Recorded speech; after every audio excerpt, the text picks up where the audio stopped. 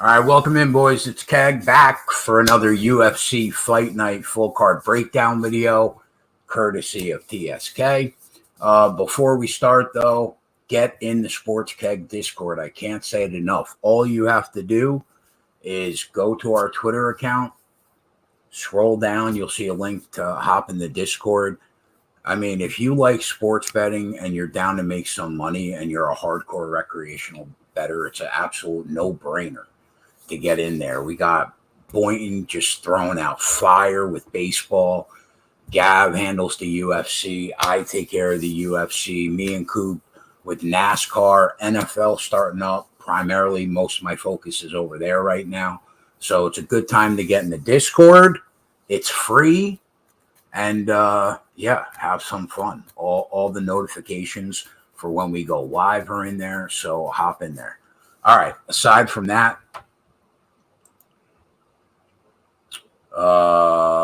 main event for UFC Fight Night, Sandhagen against Yadong. Solid. I'm looking forward to it. It's a really, really good main event fight for a Fight Night card. So apparently Aspen Lad Fight's off, I guess. I saw Johnny in our group chat throw something in there that the Lad Fight was off, so I guess we will skip that. So Nicholas Mata, Cameron Van Camp. Yeah, so Nicholas Mata didn't look good at all against Jim Miller. He didn't really carry any kind of speed in that fight. Doesn't really carry speed for the division in terms of in the pocket, whether it's hand speed or even whether it's his footwork. He just moves way too slow for me. And it's a really bad look in 2022 to lose 10 minutes worth of striking exchanges to Jimmy Miller. I mean, I love him to death. He's a legend, but that's just not good. It made me look at this kid in an entirely different way, who I didn't really mind all that much when he was on The Ultimate Fighter, but he does carry some power for the division. I guess his boxing fundamentals are okay, but he's a fade in general for me, for sure, coming off that Miller fight, because he looked really bad. Cameron Van Camp loves to bang. Took a big step up in class in his last fight against Andre Fiallo. And to be fair, he almost put Fiallo in the flower bed in that fight early. But he didn't. He couldn't finish him. And if he wins that fight and finishes him, we're looking at the kid in a totally different way, and this line wouldn't be anywhere near as high as it is. And those are just the facts. So now he does come in. He's got 2 knockout losses, but considering he's got 21 fights, that's not awful. It's going to happen. You get caught. But his strength for sure is on the ground, showing some high-level grappling in some fights. So if this fight gets to the ground, he has the advantage for sure. But the odds open Moda minus 235. Van Camp's taking some money. He's minus 190 right now. Comeback on Van Camp at DK, plus 160. I'm going to lean with the dog at the price because Mata really hasn't impressed me at all. And I don't see why Cameron Van Camp isn't live in this fight at plus $1.60. So, I mean, I don't mind anybody taking the shot here. But aside from that, in terms of props, I didn't really see anything I liked. I thought the money line price was fair. And I think if you're going to bet the fight, don't try to get fancy. Probably won't make my card. But, I mean, I don't think you can say that Van Camp isn't live. What's up, Walla? Johnny Nelson, Lad Fight off. Yeah. Why, John? Do you know why? All right, Tony Gravely versus Javid Basharat. So Tony Gravely has probably the one thing that you want to back in MMA.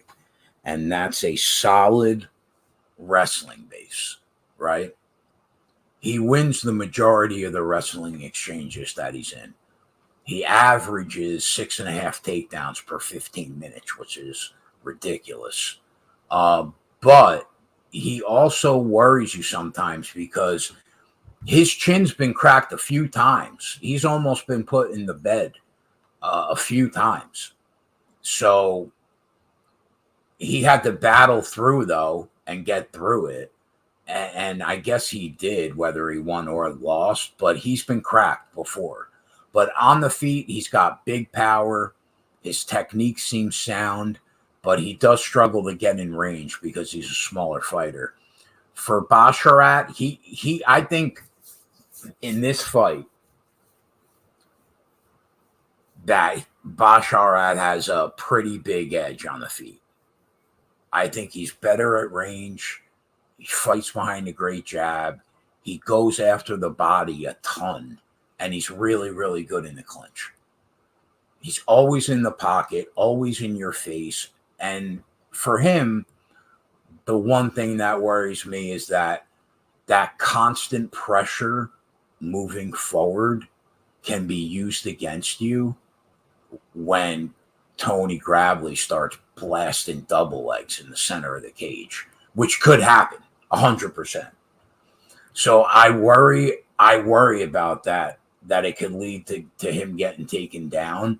But on the feet, it's Basharat for me all day. It's his fight to lose. But I think that if Tony can get early takedowns, it's probably going to go a long way to him winning the fight. But I always take the wrestler in these type of fights. But I'm going to go with Basharat. As far as an angle, the line opened to pick him offshore, and now he was, last time I checked, sometime around minus 165 currently at DK. I would be looking towards a Basharat finish, probably, if I was going to bet it. He was around plus 150 inside the distance, and that's probably where I'd be because he can finish both ways. Aside from that, though, I didn't really see a ton I liked. But, it's also scary going against a wrestler that's solid. So, but I'll take the striker here. Maria Agapova, Jillian Robertson. This is probably one of my favorite fights from a betting perspective because it's a true clash. 1-0 in CSGO today. Might take the weekend off. I'll spit in your face. We'll be in a Yaycast tonight privately because we got that Xfinity race going. So get your shit straight today. Do everything you got to do and be ready at 7. Now back to this show. All right. So Jillian Robertson is a much better fighter than people give her credit for. Her wrestling and her overall grappling game on the mat has been stellar. She has proven that if she gets a takedown early in a round, your defense has to be top notch in order to avoid either A, your arm getting broke, or B, getting choked out. Okay? She's been that good against the division on the ground. Now, on her feet, she's a bit of a shit show. She's good enough to close distance and get hands on you. And that's all she needs to do. Because if she can get her hands on you, you're probably going to go to the ground, even though her takedown game can improve. But she's good enough most times to get you down to the ground. And if she gets you down on the ground early in a round, you're fucked. You're in a bad way. Now, Maria Agapova is the complete opposite fighter. She has fight-ending power for the division on her feet, definitely. And she's also a monster for the weight class as far as size. She always moves forward. She's totally aggressive. Her hand speed in the pocket's on point. But if you watched her last fight, she was basically exposed for the horrific takedown defense that she has. So now, supposedly from everything you hear out of the camp, like she's been working on her takedown defense, but I doubt it's ready for Jillian Robertson and her selling out chain takedown attempts, one after the other, until she gets you to the ground. So now another thing that Gavin mentioned in our group chat right before I hit the live button, I saw this. Supposedly Agapova is in a bad way and she took the fight on short notice because she needs money. Like, if that's true, I'm already on Jillian Robertson. So let's start there. I'm on Jillian Robertson. I think that she's going to take her down, and I think there's a much better chance in this fight that she gets the takedown before Agapova hurts her on the feet. And at the end of the day, if that's the case, and that's how I see it playing out, then it's Robertson. And it's probably Robertson by finish. It's probably her by submission. So looking at the odds, so the odds open offshore, Jillian Robertson plus 110. We never saw that number. She's currently, last time I checked,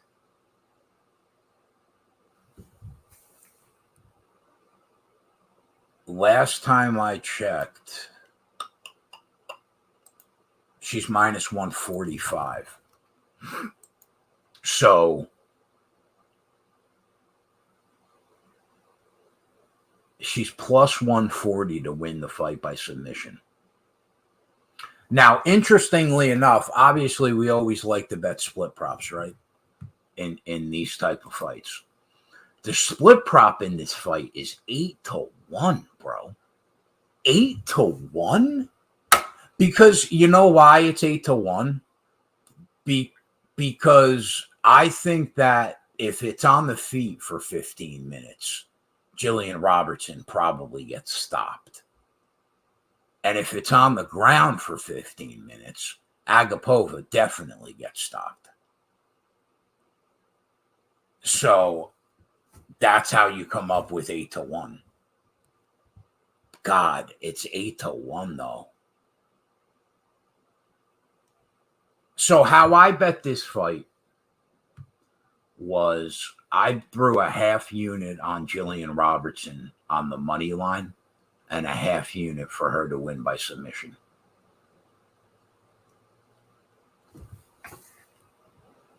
That's how I bet the fight. I like Jillian Robertson here. I think she's in a good spot to get a good win against a solid name. And she's totally undervalued in that division. Totally. All right. Next fight. Trey Ogden, Daniel Zellhuber. So Gavin broke my balls for 4 days this week, asking me, what do I think about this kid? What do I think about this kid? What do I think about this kid? So I had to do some research on the kid. Because I was not familiar with Zellhuber. How do you say the kid's name, bro? Zellhuber? Zellhuber. Okay. All right. I'm good. Zellhuber. So I had to do some research. on Zellhuber because I wasn't familiar with him before this week, aside from his Contender Series fight last year. I didn't even recognize him from Combate or Lux, which I watch. Not all the time, but I watch occasionally on Fight Pass. But, I mean, this kid is a total hype train. The way I see people talking about this kid, it's like he's the second coming. Like he's special. Now, what I like about this kid most of all is the fact that he's 23 years old. He's a baby in terms of his progression and how raw he is. He's a baby, right? But he already looks dynamic on the feet for sure, behind a really solid jab. I thought that he fought from range and in the pocket okay. He's all over the place, but he targets the body, uses his kicks well, and he throws volume. He's got a 5-inch reach advantage here, which will probably help him considering his style. He's also big. He seemed pretty big for the weight class. But most of all, this kid, what impressed me really the most was his chin. Lucas Almeida in that Contender Series fight hit him with bombs. And he smiled at him. That's what really impressed me the most. And he could set a pace. He just kept walking forward 3 rounds. So I like this kid. I like him. I mean, I don't know if he's special yet, but I like him. As for Trey Ogden, he's one of Krause's projects that had some success on the regional scene. Former Fury FC champ. And if we're being fair to Ogden, I think he's well-rounded. He's got a legit black belt. He's got solid takedowns, a solid wrestling base. And on the feet, I think he's serviceable. He also likes to target the body. He's solid on the counter. And although he lost his debut to Jordan Levitt in a really weird fight where nothing happened really, aside from scrambles, leg kicks, and top control, he took the L. But watching that fight, I thought he beat Jordan Levitt in that fight. So that was weird to score. So the odds open offshore, Zell Huber minus 240, and now he is minus 320, 360. So the hype train is just driving away. Now, I'm not sure that if these odds should be this wide, if I'm being honest. I'm going to pick the kid to win, but I don't think he should be minus 360. But in the end, I think he's more dynamic, and I will trust him to shell out more damage and be able to absorb more damage than Trey Ogden. But you can't take the money line. So looking at the prices, it's really not that appealing to take Zell Huber by knockout at plus 140. Ogden is a pretty tough kid, and it would not shock me to see this fight go the full 15 minutes. If I was going to bet something in this fight, it would probably be Zell Huber by unanimous decision at plus 240. Because you're getting a plus 240 price tag on a $4 favorite. And this fight could definitely go 15 minutes. Could he drop him? Yeah. But this fight can definitely go 15 minutes. So I don't mind that. 30-27. Just a dominating decision at plus 240. Aside from that, my guys on the live show might get me on something, but that's where I'm at right now in this fight. Zell Huber by unanimous decision, probably at plus 240. I think I would take the shot. All right, Denise Gomes against Loma Luke Boone.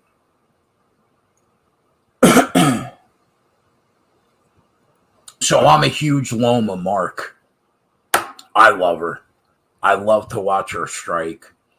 She has the edge. She has the edge in striking against most of the division, for sure. I think her footwork is effortless. The angles that she cuts are great. She throws punches in bunches, uses her kicks well. She's got some little pop for a little girl. But I think that, shut up, Gav. Shut your face, because I can already see you saying, I can't believe this kid's blowing Loma Luke Boone right now. Yeah, I am. All right? So settle down. All right? But her big liability is she's small for the weight class. She's a true atom weight. So she can get overpowered by bigger power grapplers, definitely. But she can hold her own in the clinch because of her posture and her strength. As for Gomes, she looked competitive on the feet for sure. She looks like she's a true strawweight. She'll probably have the strength and maybe the power advantage on Loma, but she's nowhere near as technically sound, I think, on the feet as Loma's Muay Thai, in my opinion. So the odds open offshore, Loma minus 190. She's taking a little bit of money. I'm picking Loma to win the fight because I expect it to be on the feet the majority of the fight. And if it's going to be on the feet, I'll take Loma against this girl. But you can't bet that, right? But I know that we always bet the split prop. But in this fight specifically, Loma fights close fights.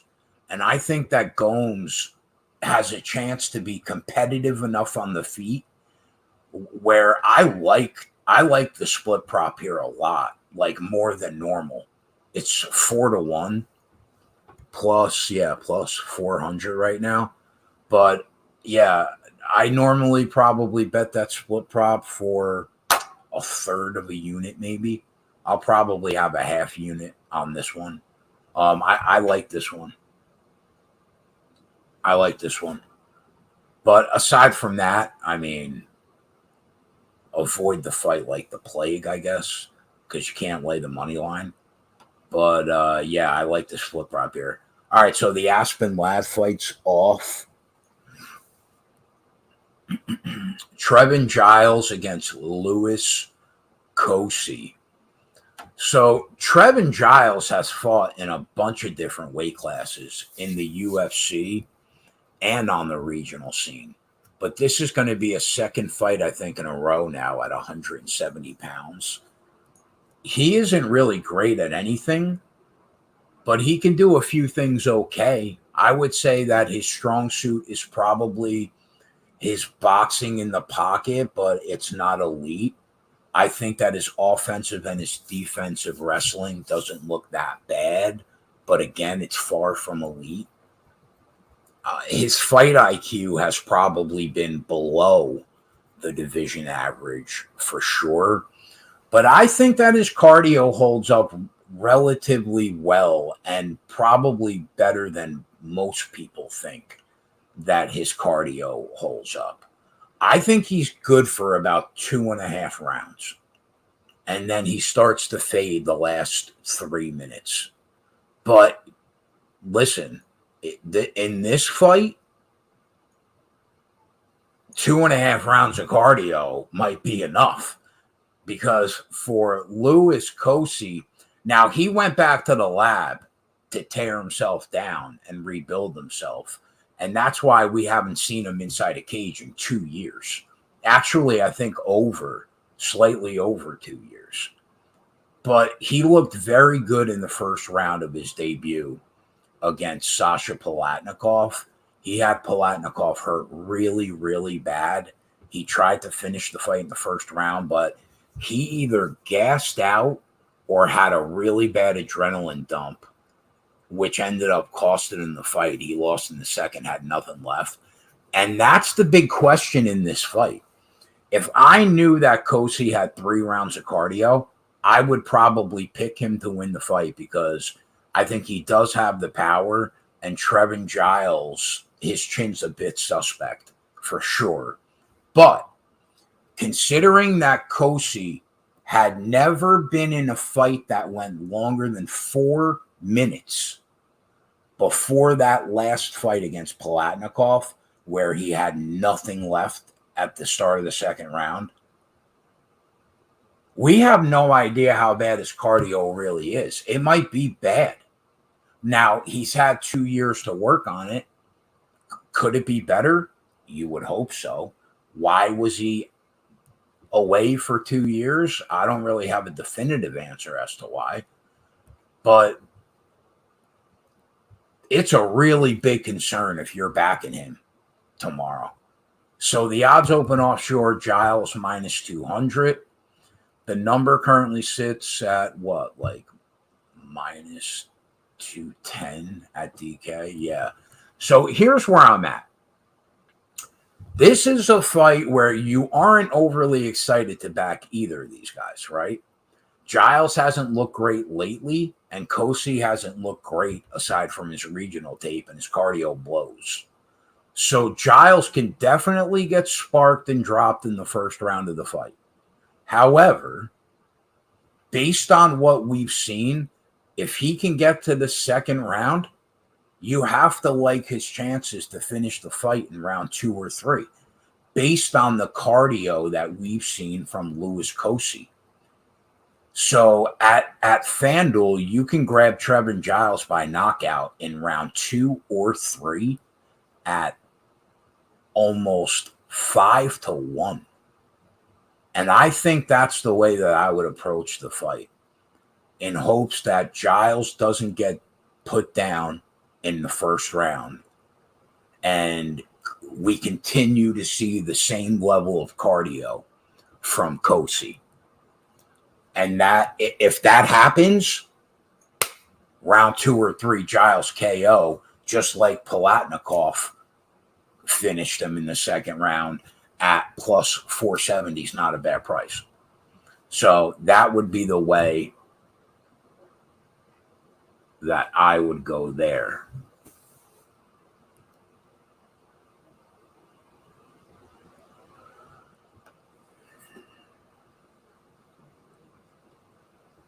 Damon Jackson, Pat Sabatini, solid scrap. These two guys have won a combined 10 of the last 11 fights that they fought in the UFC. Now, for Jackson, his lone loss, the last 6 fights, is against Ilia Topuria, who was clearly the best fighter that he fought out of the last 6. But, you know, his striking isn't awful. I think he's serviceable. But where he really excels is his ground game and his control and his overall grappling game. His BJJ is elite. And his top control wrestling isn't bad. Pat Sabatini, he's another former Cage Fury champion at this weight class. And he's been a takedown machine lately. 11 takedowns in the last 6 rounds for Pat Sabatini. But this is a step up in competition for sure compared to what he's seen lately. But again, Sabatini, serviceable striker. But just like Jackson, the best thing he does, man, is take people down and use his top control wrestling game to try and either ground and pound and soften his opponent up or get a finish. Now, who wins that control here wins the fight, because they're both probably going to try to do the exact same thing.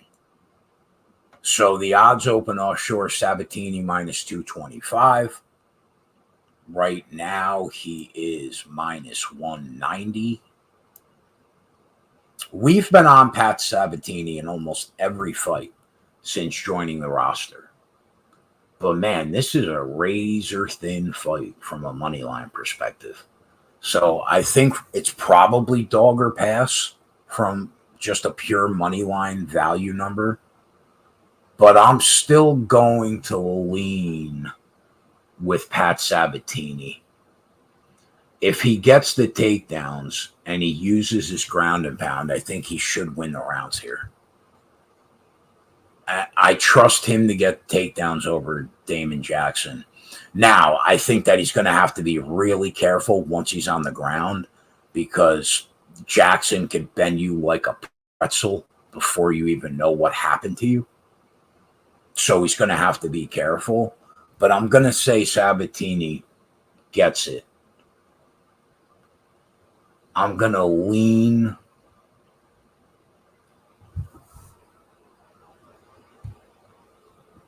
by decision. Considering that this is a step up for Pat, Jackson's a tough out. It screams going the distance to me. So I'll say Sabatini by decision at plus 140. All right. Fluffy Hernandez against Marc-Andre Barrios. Fluffy Hernandez is still relatively new to MMA. He only has 11 pro fights, and he's only 28 years old. But the kid's looked very good in the 5 fights for the promotion. I think he's 3-2 through 5. But he's been competitive in every fight besides the Kevin Holland fight. He's got really good pressure in the cage. He's got a gas tank for days, power for the weight class, wicked elbows in the pocket. And on the ground, he's just relentless. He won't stop chaining takedowns until he gets you where he wants you. So there's a ton to like about this kid. For Marc-Andre Barrios, the best thing about him is that, one, he's incredibly tough and durable, and he's basically made a career out of both. Another fighter that's got a really good gas tank like Hernandez, at the end of the day, though, I think he's a meat and potatoes wrestle boxer that's just insanely durable. That's basically his game. And in the last 2 years, aside from being knocked out against Jaquani, he's been solid. He's got wins over Dolce, Jordan Wright, Abu Azaitar. So this is the toughest fight he's had the last 3 years, aside from the Jaquani fight. And I've seen him be a really trendy underdog pick this week. But the odds open offshore, Hernandez minus 150. He's around minus 200 now. Tough call. Because I do think that Barrios is a live dog here based off his cardio and his toughness. I went back and forth all week on the fight, but I'm going to take Fluffy to win the fight. I don't think it'll be easy for him, but I think he'll win. The first bet that stuck out to me with Hernandez, though, was the finish-only line. I think that he should be an overwhelming favorite to finish this fight over Marc-Andre Barrios. Minus 175 doesn't make sense to me. I don't mind that. I mean, people that know me know that I don't really lay $1.75. But man, I don't think that number's right.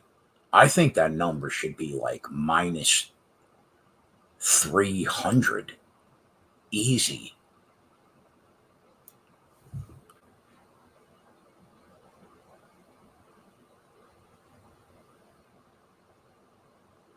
Keg, read the chat. I don't know, man. I think that Hernandez should be I think Hernandez should be an overwhelming favorite on the finish only line. That line doesn't make sense to me. So even though you have to pay some juice, I don't mind that. Aside from that, I didn't see much because Hernandez could win the fight multiple ways. It's hard to pin down the method of victory. I mean, the submission decision double chance line is still minus $1.40, which I really don't want to lay either. But I guess, like, if you were going to bet the fight, maybe that's the way. But personally, I like the finish only line, even though you got to lay $1.75. but I don't know if I'll get there and bet it. All right, Tanner Boser, Rodrigo Nacimento.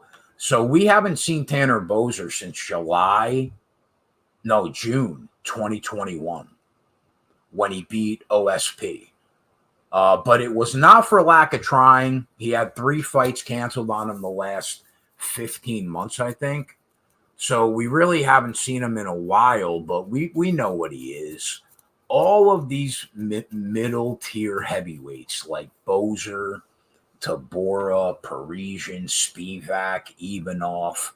Boser is one of the better of those on the roster. From his size, because he's smaller, he's got speed compared to the rest of the division, besides the elite. His hand speed is solid. His footwork is okay. He carries some power, but he throws a ton of volume for a heavyweight. And I think we'll probably see some improvement from him when you consider that he's at the beginning of his prime, 31 years old, especially for a heavyweight. And,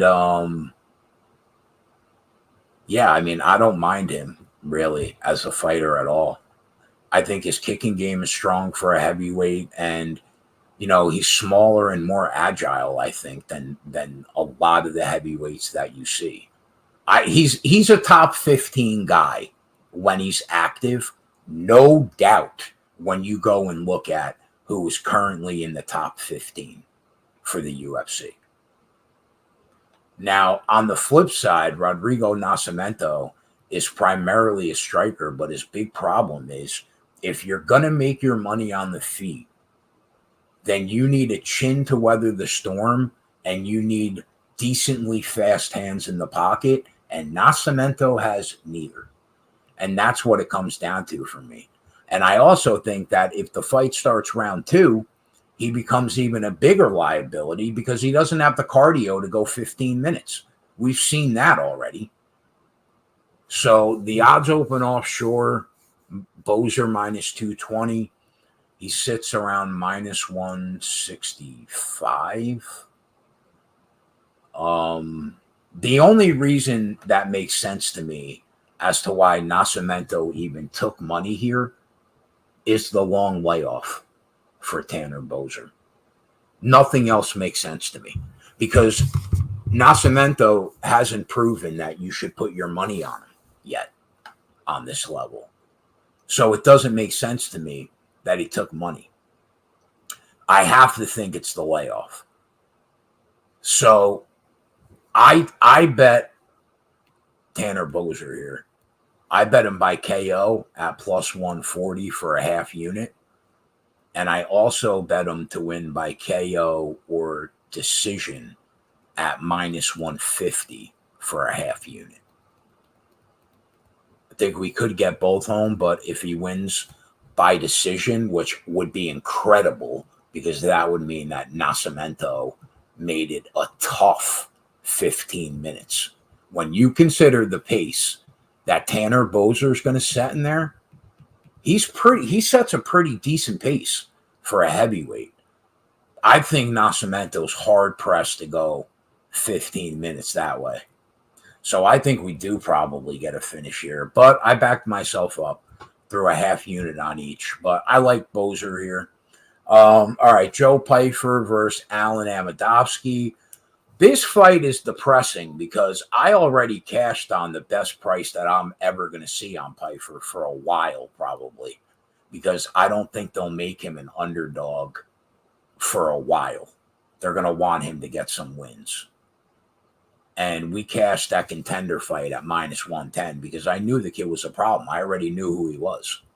So I said he was UFC ready, and he will be a legitimate guy on this roster, and he will be. And Alan Amadovsky is fucked.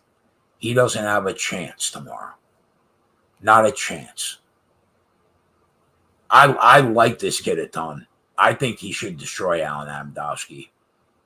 We've seen nothing from Amadovsky in 3 fights on the UFC level that make you think that he's ready for a guy that's going to come at him like Joe Pyfer will tomorrow. So I think this is the best angle on the card, in my opinion. On FanDuel right now, you can get Pfeiffer to win by knockout in round 1 or 2 at -112. And that's the best you're going to do on this card. Now, let me stop the show for a minute by saying I would love a 5-minute conversation with Dave Mason over at Bet Online to ask him what the fuck he was thinking when he set the UFC Fight Night props this week.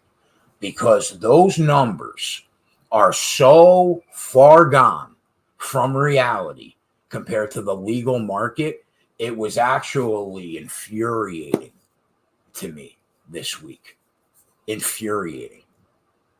So, I mean, some of the numbers that they got on some of the bets that I made are fucking nuts. So that's unfortunate. But, yeah, the best I think you're going to get is Pfeiffer in round 1 or 2 by KO at -112.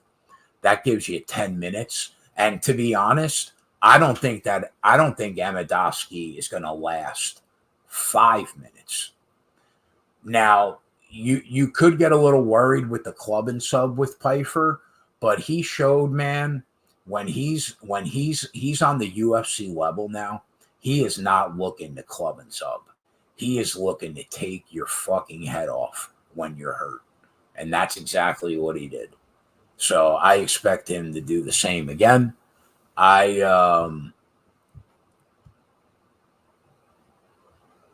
like shut up, Gavin. Don't make me sick with your bullshit offshore market. All right.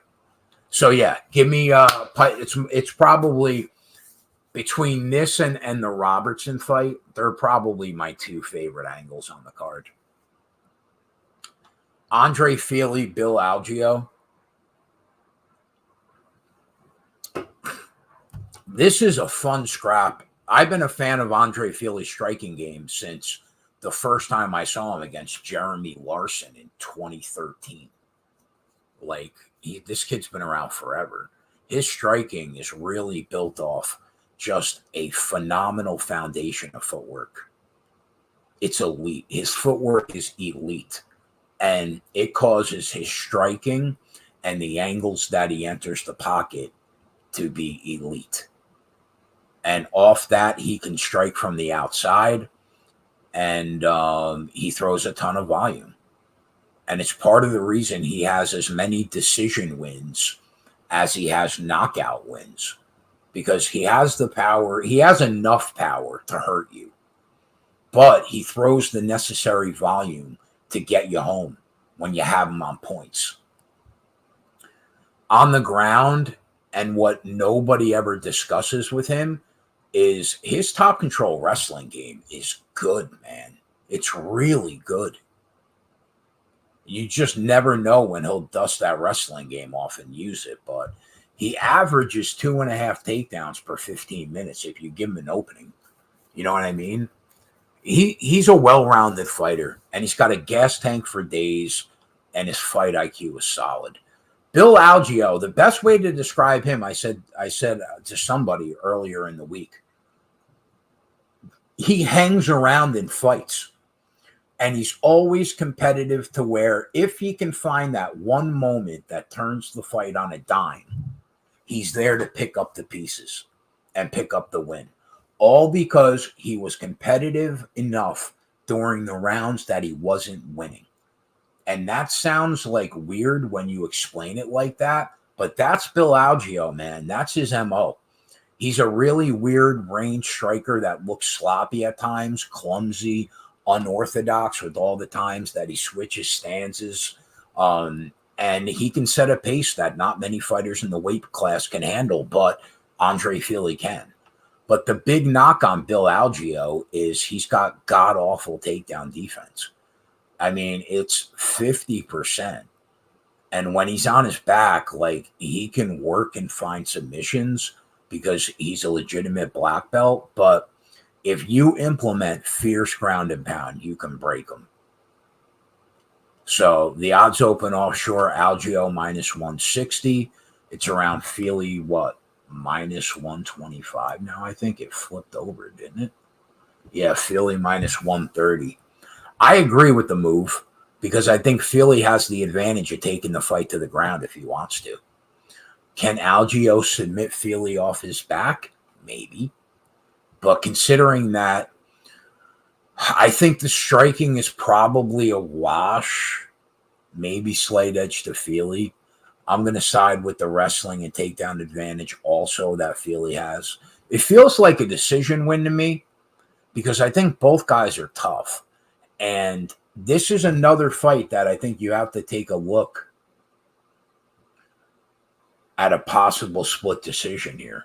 Andre Feely has a knack for fighting very close fights. Look at his record. He's been in a bunch of splits. 4-1, not a bad price. But if I was going to bet the fight, I'd throw a half unit on Feely on the money line probably, and a half unit on him by decision at plus 165. But I do think the split prop is live here because Andre Feely tends to fight in very close fights.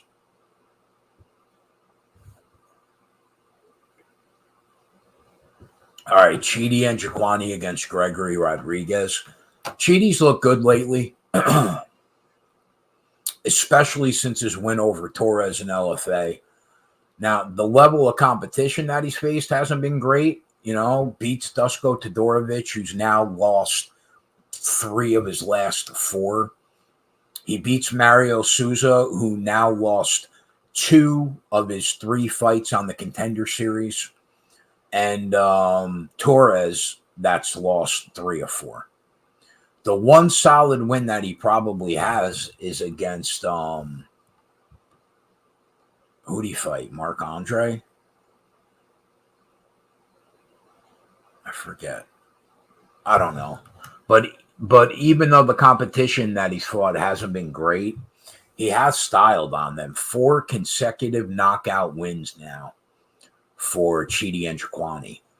He's a powerful Muay Thai striker from range that's got crazy knees, crazy elbows when he's in the clinch and when he's in the pocket. I think his grappling game is probably a bit underrated, more underrated than people give him credit for. But his issue in these fights is like he's nowhere near the grappler. In this fight specifically, he's nowhere near the grappler that Gregory Rodriguez is, and that's Chidi's liability here. Rodriguez is probably a meat and potatoes boxer that mixes in takedowns well. He averages like 2.5 takedowns per 15 minutes. And I think that his winning and losing in this fight is totally predicated on his game plan. Like, if he decides to bang for 15 minutes on the feet, then I think Chidi and Jaquani's probably going to put him down because of the power advantage. But if he comes in with a takedown-heavy game plan, he can definitely win the fight. Definitely. So the odds open offshore, and Jaquani minus 145, and the current numbers minus 125. Razor-thin fight, in my opinion. It's close. I think both guys can win the fight.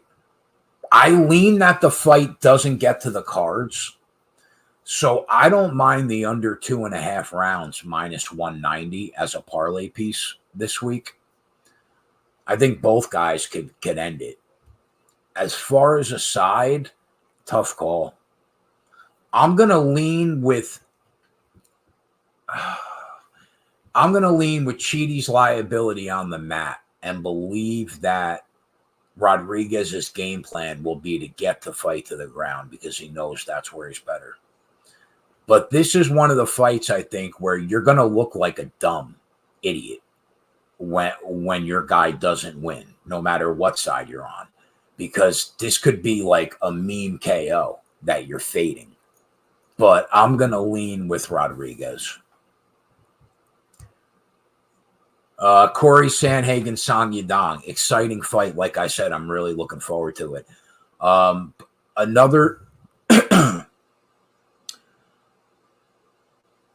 Another main event, Gavin said earlier in the week. where we have a lengthy kickboxer in Sandhagen that cuts crazy angles, flies into the pocket in a multitude of ways, versus just a really great boxer that's short, stocky, and has to really be in the pocket to do the majority of his damage in Song Yadong. So stylistically, I think it's an interesting striking battle. And for me, one guy has shown that A, he can win 5-round fights based on volume, and he's shown that he has finishing ability in Corey Sandhagen.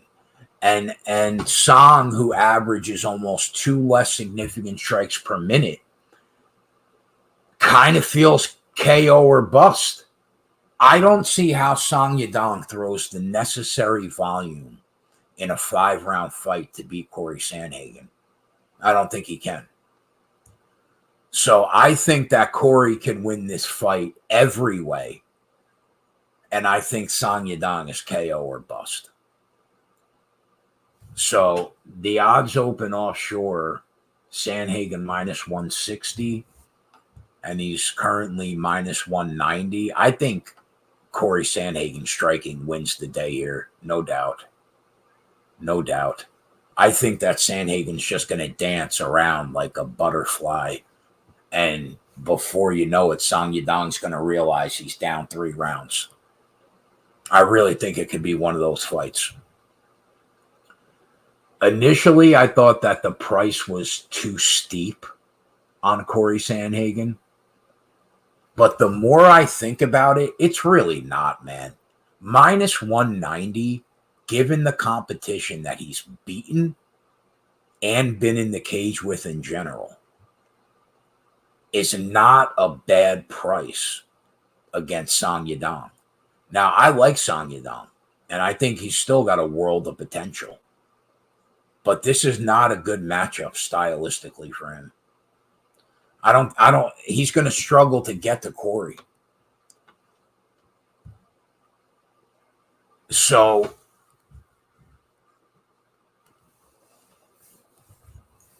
I'm going to take Sandhagen by KO or decision at minus 175. I think you can knock about 20 cents off the money line. You might be able to find maybe a slightly cheaper price than that, shop around. But that would probably be the way that I would look in this fight. Sandhagen KO or decision minus 175.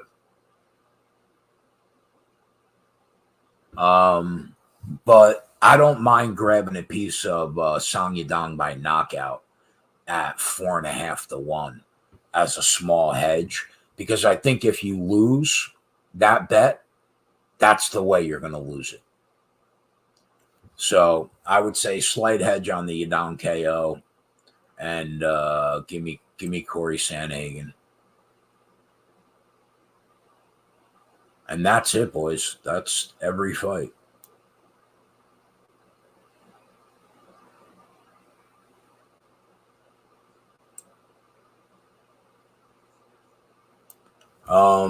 So we'll be back tonight at around 10 o'clock. Me and Coop are going to talk about this week's NASCAR race. Best race of the year. There is no better race of the year than the Saturday night race at Bristol. My favorite track, my favorite race of the year. So tomorrow night is going to be awesome between the UFC, college football, the NASCAR race, and then Sunday all day NFL. It's a good weekend to make some money. But I'll be back tonight. No live show tonight, but we will have live shows from 4 o'clock Saturday until, I don't know, probably midnight, and then 12:30 Sunday until 8 o'clock. So, but we'll be back as soon as the Xfinity race is over tonight, about 15 minutes after it ends. We'll be right back here on the Sports Keg YouTube channel, talking, me and Coop breaking down the Bristol night race. So that's it. aside from that, I hope you guys crush this weekend. If you do it responsibly. I'll see you guys tonight. Later.